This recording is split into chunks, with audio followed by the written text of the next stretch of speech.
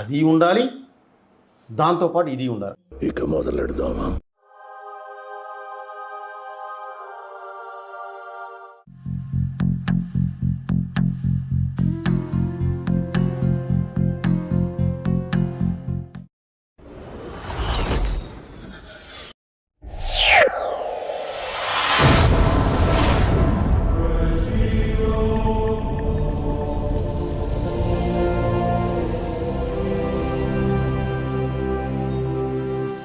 కేవలం ఆయుధం కాదు ఈ ఖడ్గం.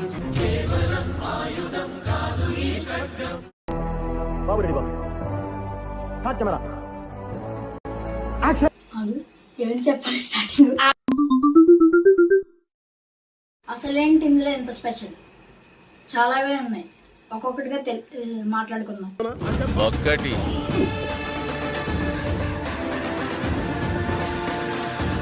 స్పీడ్ సౌండ్ కంటే 3 రెట్లు వేగంగా వెళ్తుంది.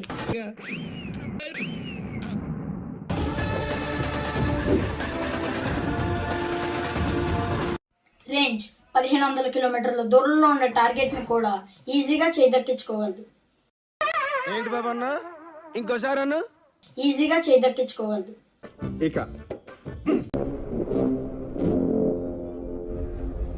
ఫైర్ అండ్ ఫర్గెట్ అంటే ఈ మిసైల్ కి ఒకసారి టార్గెట్ ని ఫిక్స్ చేశాక మనం రిలాక్స్ అయిపోవచ్చు. మధ్యలో ఎటువంటి ఇన్పుట్స్ అవసరం లేదు, మొత్తం అదే చూసుకుంటుంది.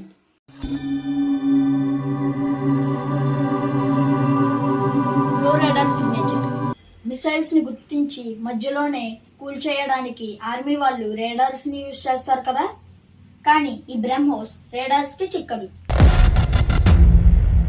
పిన్ పాయింట్ యాక్యురసీ అంటే పక్కనున్న ప్రదేశాలకు కానీ బిల్డింగ్స్కి కానీ ఏం అవ్వకుండా ఓన్లీ టార్గెట్ని మాత్రమే హిట్ చేస్తుంది.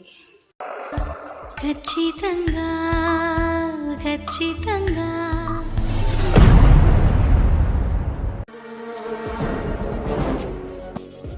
మల్టిపుల్ ప్లాట్ఫామ్ అంటే మనం ఎక్కడి నుంచి మిసైల్ లాంచ్ చేస్తామో దాన్నే ప్లాట్ఫామ్ అంటారు. బ్రహ్మోస్ ప్రత్యేకత ఏంటంటే భూమిపై నుండి, గాలిలో నుండి, నీటి లోపల నుండి లాంచ్ చేయవచ్చు. దీనిని సముద్రంలో 50 అడుగుల లోతు నుండి సబ్మెరైన్ ద్వారా లాంచ్ చేయవచ్చు.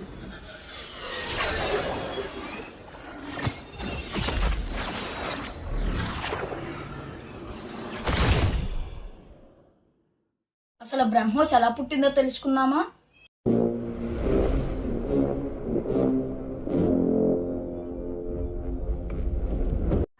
మన ex president, missile man of India doctor APJ Abdul Kalam గారి చొరవతో ఇది మొదలైంది. ఆయన డిఆర్డిఓ సెక్రటరీగా ఉన్నప్పుడు రష్యాకు చెందిన ఎన్పిఓఎంతో ఒప్పందం ద్వారా బ్రహ్మోస్ ఏరోస్పేస్ అనే సంస్థ ఏర్పడింది. ఇది భారత్ మరియు రష్యాల సంయుక్త సంస్థ. పేరు ఎలా వచ్చింది? భారత్కు చెందిన బ్రహ్మపుత్ర నది, రష్యాకు చెందిన మాస్కో నది పేర్లను కలిపి బ్రహ్మోస్ గా పెట్టారు. అయితే బ్రహ్మోస్ అభివృద్ధి ఒక్క రోజులో అవ్వలేదు. 2009 జనవరిలో కొత్త నావిగేషన్ సిస్టమ్ ని వాడి బ్రహ్మోస్ ని లాంచ్ చేశారు. అయితే చిన్న సాఫ్ట్వేర్ ప్రాబ్లం వల్ల ఈ ప్రయోగం ఫెయిల్ అయ్యింది. నిర్దేశించిన టార్గెట్ కి 7 కిలోమీటర్ల దూరంలో పడింది. సరిగ్గా 2 నెలల తరువాత మార్చ్ 2009లో మళ్ళీ టెస్ట్ చేశారు. ఈసారి లక్ష్యం చాలా కష్టమైనది. 100ల కొద్దీ ఉన్న బిల్డింగుల్లో ఒక బిల్డింగ్ ని టార్గెట్ చేసి దాన్ని హిట్ చేయాలి. అయితే ప్రపంచంలో ఏ దేశమూ ఇటువంటి ప్రయోగం చేయలేదు. ఇది దాదాపు అసాధ్యం. మిసైల్ ప్రయాణం మొదలుపెట్టింది. అందరూ గమనిస్తున్నారు, వివిధ దేశాలు కూడా. ఈసారి టార్గెట్ ని కరెక్ట్ గా హిట్ చేసి విజయం సాధించింది.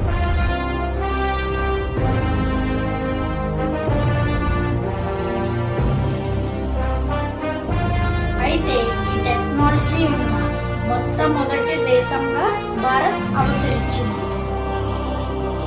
ప్రపంచంలోని బెస్ట్ మిసైల్ బ్రహ్మోస్ నిరూపించుకుంది.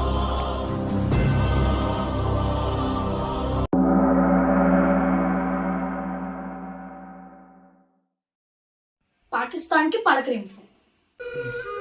సింధూర్ కంటే ముందే పాకిస్తాన్ పై ఒక రౌండ్ వేసింది.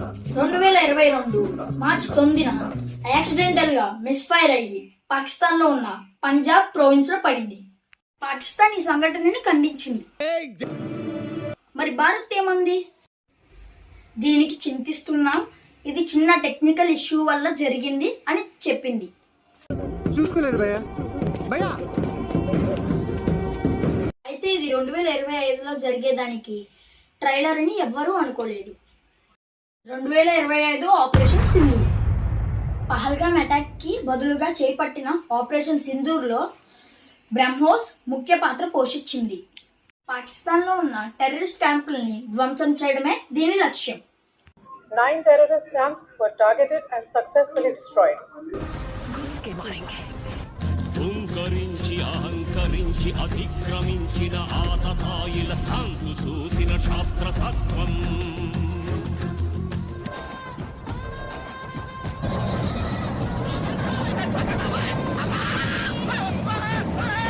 కొలాటరల్ డ్యామేజ్ లేకుండా టెర్రరిస్ట్ బేసెస్ ని మాత్రమే హిట్ చేసి నేలమట్టం చేసింది. 100 మందికి పైగా టెర్రరిస్టులు అంతమయ్యారు. పాకిస్తాన్ వల్ల రాడార్స్, ఎయిర్ డిఫెన్స్ సిస్టమ్స్ దీన్ని ఆపలేకపోయాయి, కనీసం గుర్తించలేకపోయాయి. అవన్నీ మేడ్ ఇన్ చైనా కదా.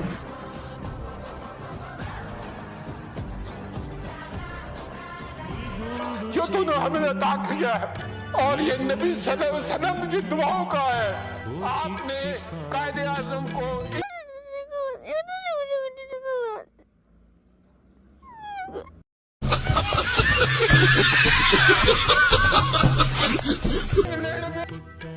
ఇక్కడితో ఆగలేదు. వాళ్ళ ఎయిర్ డిఫెన్స్ సిస్టమ్ ని, ఎయిర్ బేసెస్ ని కూడా ధ్వంసం చేసింది. ఈ రేంజ్ లో రిప్లై ఇస్తామని పాకిస్తాన్ వాళ్ళు కలలో కూడా ఊహించి ఉండరు. అనుభవమైన ఇప్పటిదాకా అనుకోలేదమ్మా ఇలా ఉంటుందని ఇలా అవుతుందని. దాడుల తీవ్రతకు హడలిపోయి చివరకు భారత్తో కాళ్లబేరం చేసినట్లు ఆయన చెప్పారు. దీంతో పాకిస్తాన్ వాళ్ళు సీజ్ ఫైర్ కోసం అడిగారు. బ్రహ్మోస్ పేరు మరోసారి ప్రపంచమంతా వ్యాపించింది.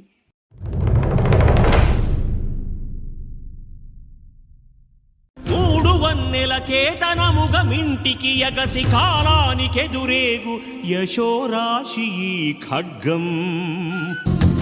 ఆర్తరక్షణకై ధరించిన ధీరగుణమీ ఖడ్గం. ధూర్త శిక్షణకై వహించిన కరకుతనమీ ఖడ్గం.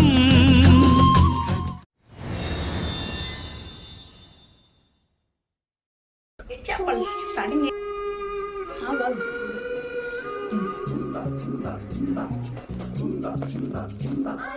100 కిలోమీటర్ల దూరంలో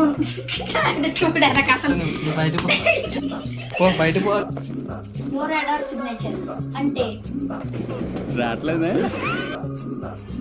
మన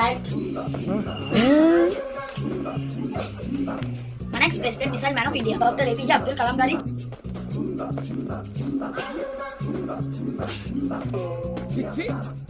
చుట్టుపడకండి.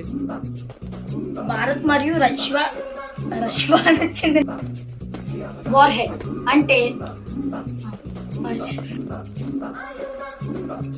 నేను లో అనగానే స్టార్ట్ చేశాను. లో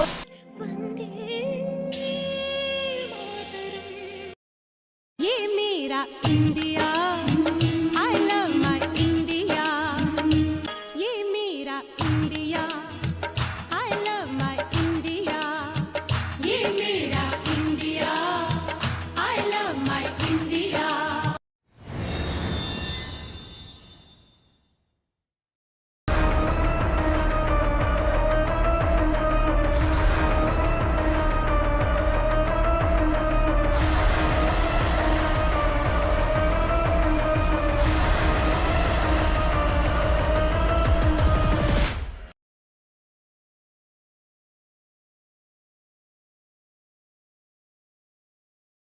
ये मेरा इंडिया